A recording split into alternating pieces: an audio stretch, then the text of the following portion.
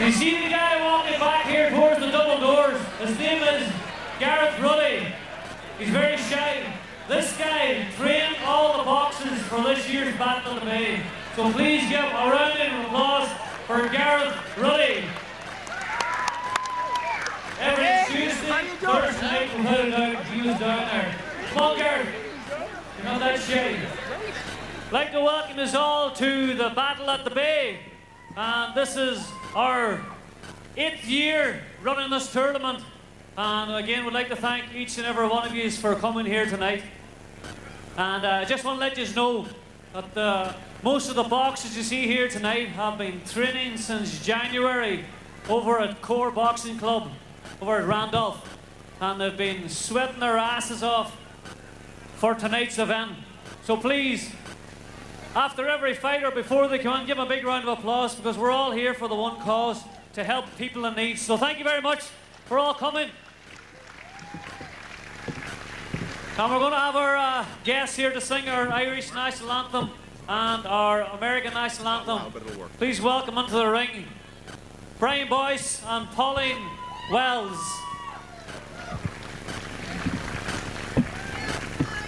Lovely pictures.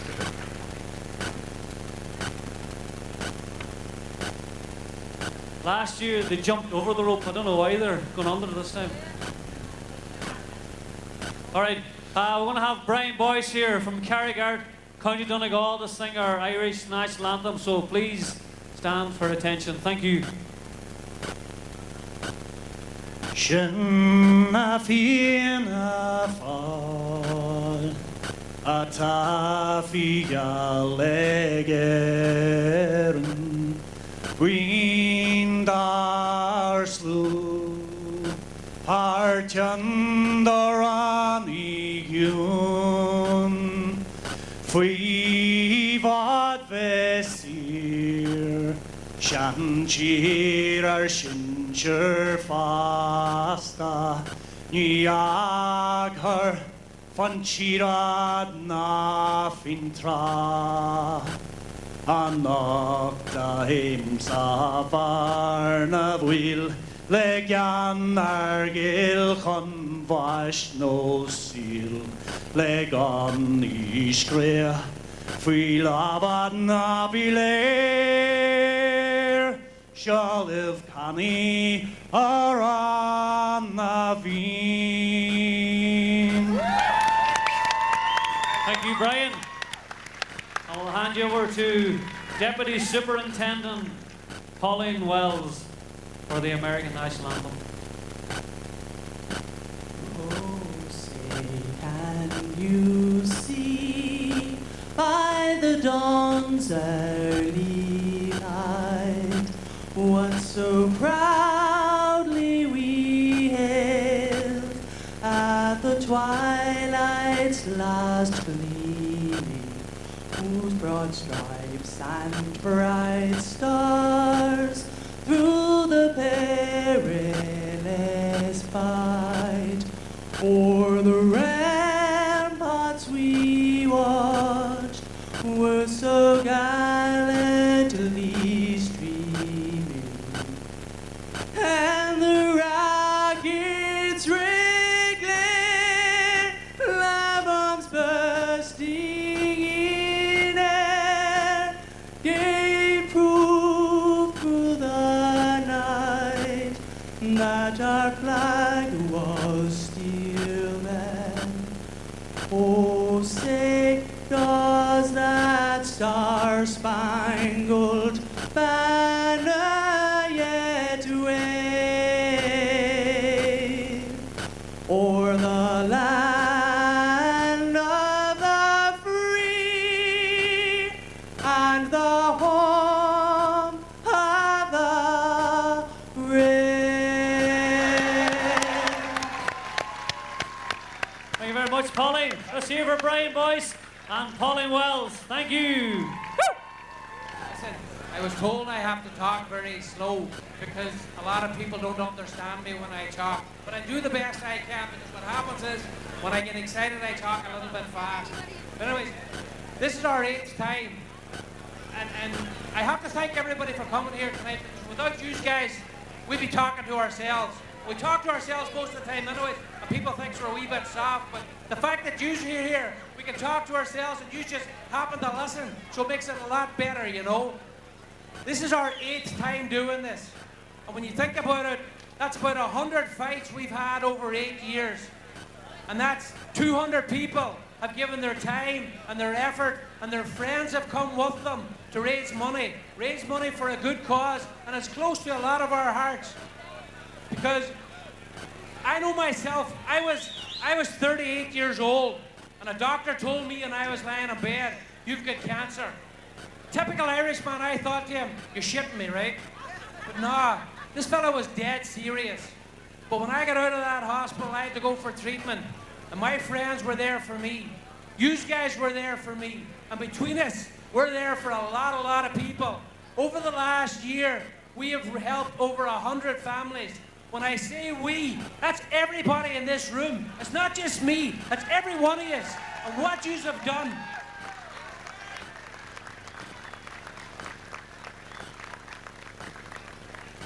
I have to tell you, the people you're going to help is the person beside you, the person behind you, the person in front of you, and they're the same people that's going to help you. Because it's not even the money. Sometimes the money helps you when you need it. But the fact that a complete stranger is stepping into your life in your darkest hours, when your child is sick, or your wife is sick, or your husband's sick, or your mother's sick, and someone just comes along and says, listen, what can I do to help you? And it's just, it helps you so much, and it lifts you up, and it gives you faith back in humanity. And when I look around here tonight, we're not in a bad place, but I'll tell you that everybody's here tonight tells me we're going to be all right.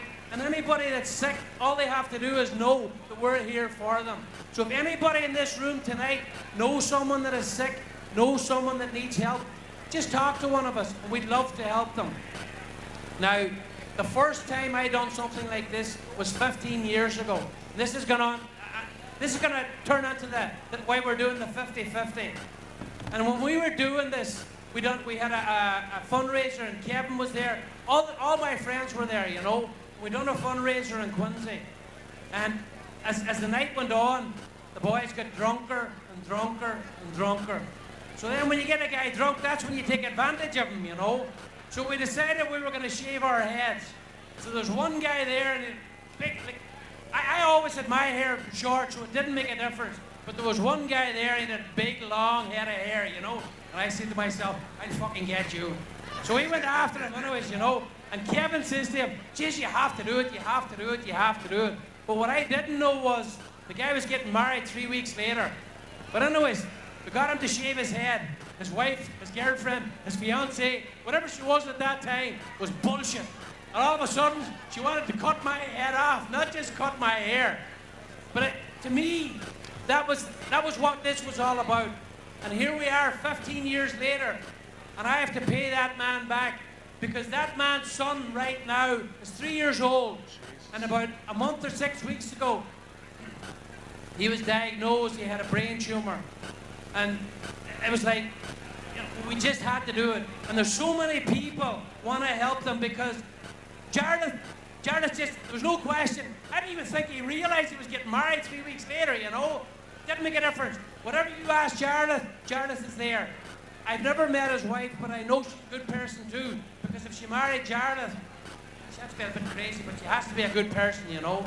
But what I'd really, really, really like to help this family out as much as we can, because I know Jarlath and his wife have helped Cara, have helped many, many families out. Maybe not directly, but indirectly they've been there. So please, please, please, dig in your pockets.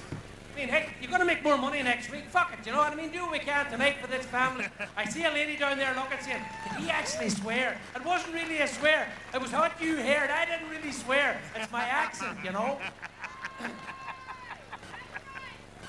Oh, there's little kids here. Well, I know your mother and father, and they swear more than me.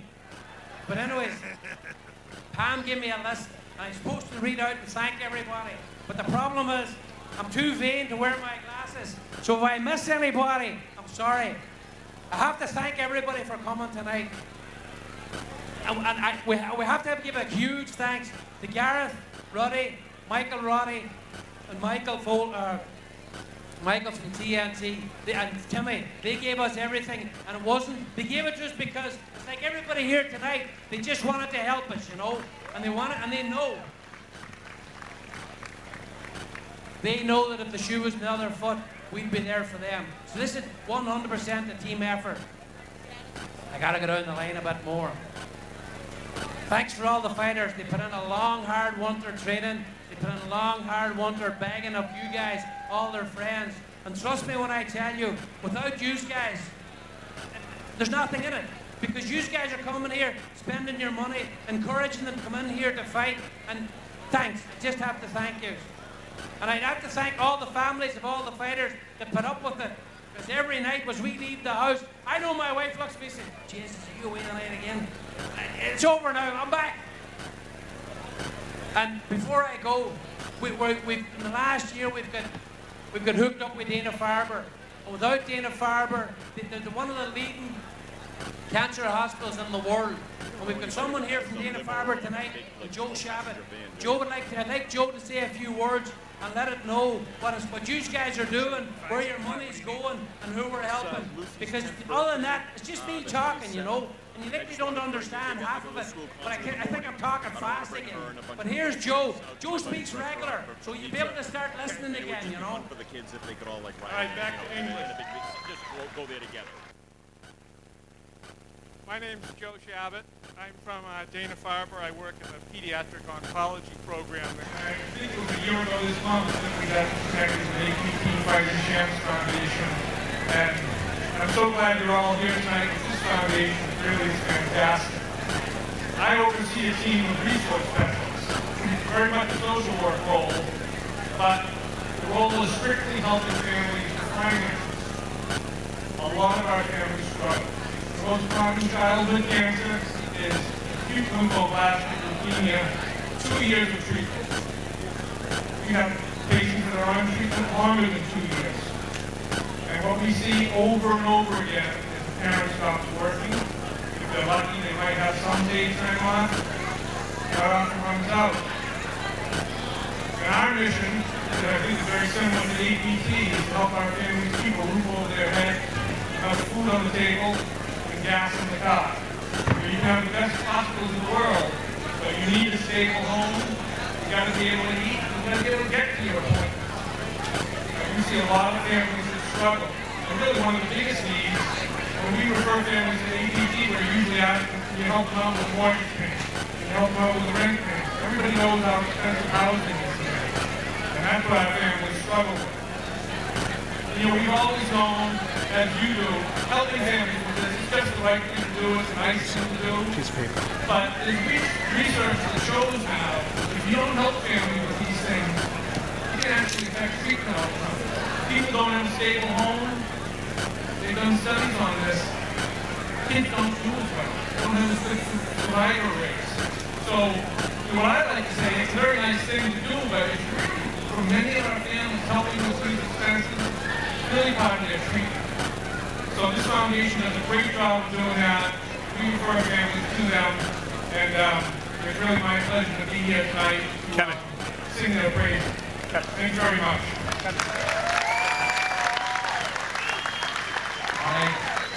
I'm short enough. To be the interpreter again, they told us that we're going to have someone here interpreting for me, but he didn't show up, he was late, you know. I have to thank Pam and Jenny. Without Pam and Jenny, it would be next to impossible. There's days when all I hear is, well, I'm not saying that there's too many kids here, but there's a lot of expletives in the conversation. But I'll tell you right now, without Pam and Jenny, we couldn't do anything. Nothing at all. So ladies, come up here a minute to give me these flowers. I planted these flowers myself, I tended these flowers, and I picked them.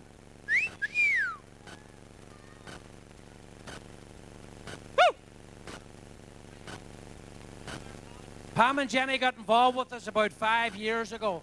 Both of them fought, but what they didn't know was it was a long-term contract. They didn't read this fine print.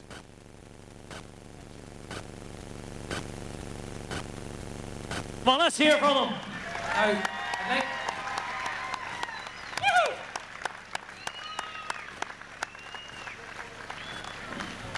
There's a lot of gyms involved in this, and all the gyms give their time, give their expertise, and give their fighters to come here tonight. They hit up all their members for money, and I have to thank a few of them in particular. Peter Welch's gym have been there for us all the time, and TMX, because without you guys, we couldn't do this. Every year you step up, every year you raise money. Thanks a lot. And Ashley Manning, happy birthday. See you one down there in the blue waving her hands. Happy birthday. Now, and Joanne McDonald. Joanne has boxed with us last year. I don't know where you are. Stand up a minute and wave or something, will ya? Joanne's down there in the front of the bar. Joanne boxed for us Wait, Joanne, last year. come up here. Joanne, come here. She trained for us the first year, and she tried to box this year again, but she got standing pneumonia. I thought pneumonia knocked you out, but she must be a tough one. She got standing pneumonia. But Joanne, or no, it's walking pneumonia. Some kind of pneumonia. Joanne, thanks a lot. Whistling comes in handy. Joanne, come on here a minute, will ya? I think it's a God-given skill, though. I don't know that you can develop it. It's just years and years of doing it, fucking traffic and whatnot. Thank you. Without you, Joanne, we can't do this. It's people like you that keeps us coming back every year. Now, I hate to keep talking and... Yeah, we wish you the best of luck at home. See, I have to read everything down because I forget it. That's what happens when you get hit a heap of times in the head, you know. But anyways, I was talking there about the Mighty Quinn. The Mighty Quinn's uncle here right now, and I'd like him to say a few words because there's nothing like speaking about your own family, and it just touches you, you know what I mean? When you know that other people are there, other people like everybody in this room tonight. So I'm going to stop talking.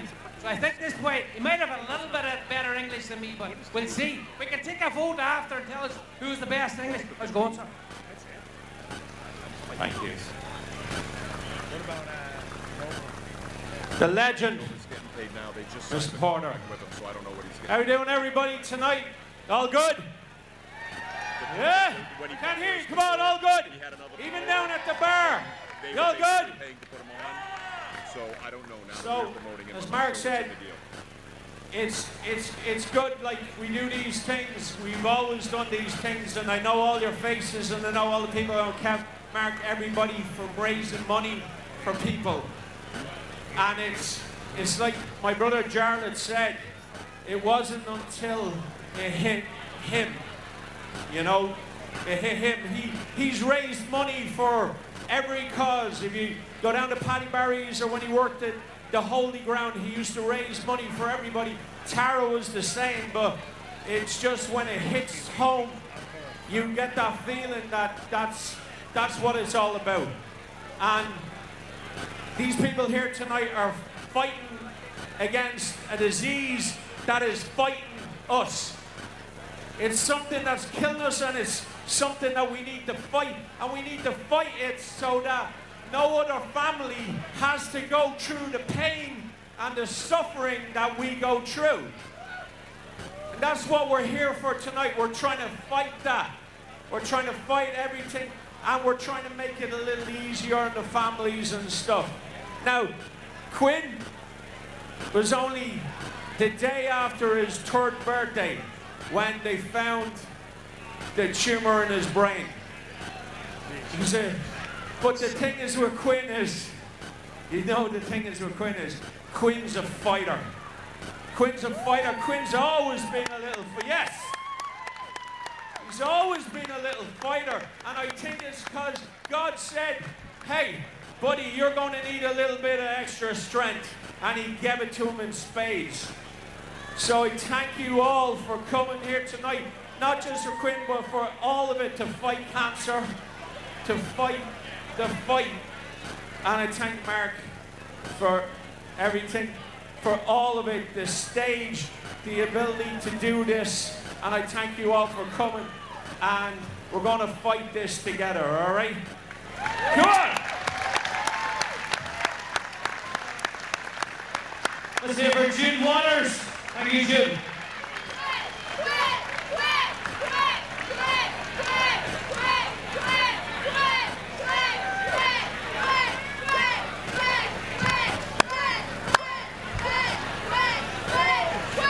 Once again, I'd like to thank the ladies here, Pamela and Jennifer.